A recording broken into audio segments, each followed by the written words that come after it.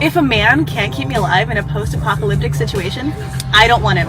How are you even attracted to somebody who would just get pillaged as soon as the government fails to enforce the laws? You don't really love him because you can't. Because what you really love is the social contract that we all have right now that allows him to stay alive. As soon as the world fell, you wouldn't be able to love him because you guys would have been pillaged and you would have to choose a stronger man. I would also go as far to say is like, as a man, you can't fight, you can't shoot, you can't grow food, you can't fish, and you can't figure out how to get us any of those resources. What are we doing here? If none of those needs are met, then I might as well just go be with another woman because at least I'll have emotional security and stability while I'm fighting for my life with a lack of provision and stability.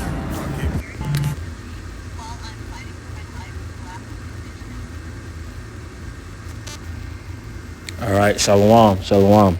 Before I get started, I want to give all praises, honor, and glory unto Yahweh, Bahashem, Yahweh Shai, Bahashem, Ruach HaKodesh. I want to say double honors to the apostles and elders of Great Millstone who rule and teach well. And also peace and safety to the Akim that spread across the four corners of the world. Just pushing out this truth with all diligence and putting their lives on the line to do so. Yes, so as you can see, from, the video that, was just posted, she was, speaking some real stuff here, man. The Spirit has had it to where, lately, the apostles and elders, have been, speaking of that Isaiah 4:1 coming to pass, and it's soon going to come. All right.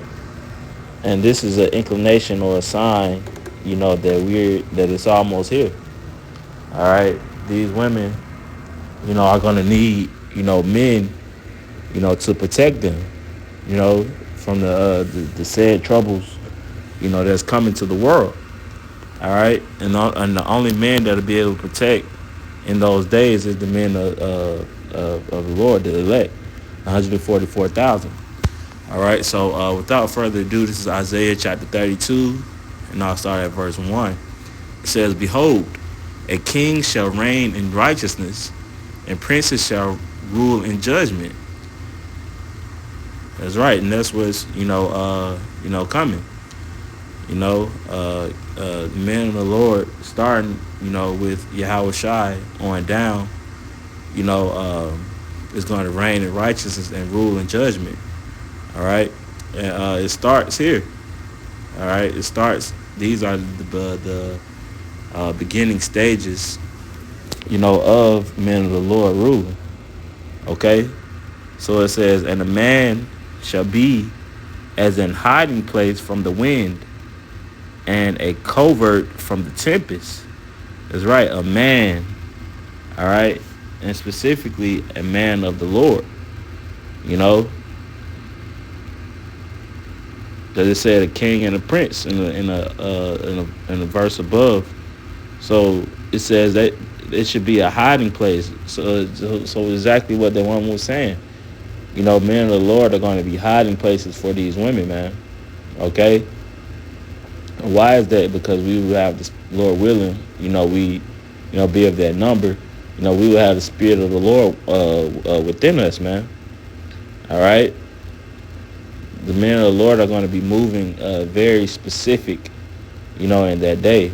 Very, instincts very high, aware of all things, spiritual powers, and so on and so forth, man. So these women are going to be looking for someone to protect them. They're not going to be worried about, if you have another man or not, or it's like another woman. Saying if you have another, woman with you or not, or how much money you have in your pocket, because none of those are going to matter. Okay, none of those things. So in that day, these women are going to look for protection. They're going to need it. All right, and the Lord has given us the early game, as far as dealing with that, to where we already grooming ourselves, You know, not even just for that specific thing, but it's like it's gonna come automatically. You know, just by being aware of what's going on in the world. You know, so it says, and a man shall be a hiding place from the wind, and a covert from the tempest, as rivers of water in dry places. So it's going to be like men of the Lord are going to be like necessities, you know, essential things in that day. You know, even though we looked at, you know, we kind of overlooked now, you know, it's going to change very, very soon, man. All right. It says,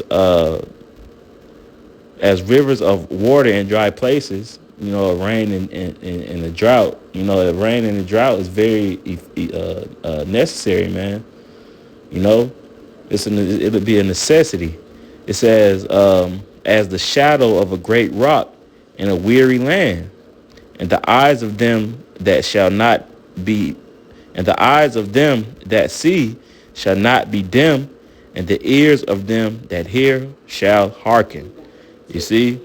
So everyone who the Lord, you know, is going to want with a man of the Lord is going to be with a man of the Lord.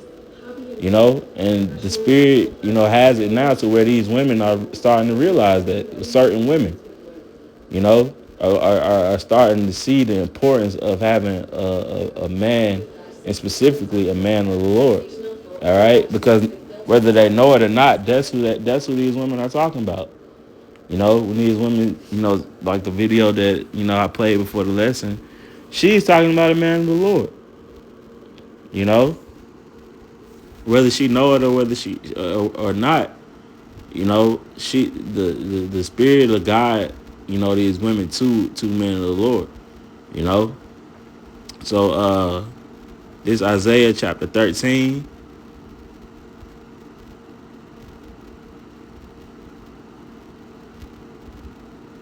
In verse 12, I will make a man more precious than fine gold, even a man than the golden wedge of Ophir. You see, so the man of the Lord is going to be precious, you know, than fine gold in that day, man. Why? Because the money, number one, the money isn't going to matter. You know, these people, and specifically women, are going to need protection. You know, and not only that, you know, when you read Isaiah 4:1, and they're not just going to, you know, be with us, you know, for nothing. They'll have to provide certain things as well. You know, you're just not going to get a free ride, so to speak, man.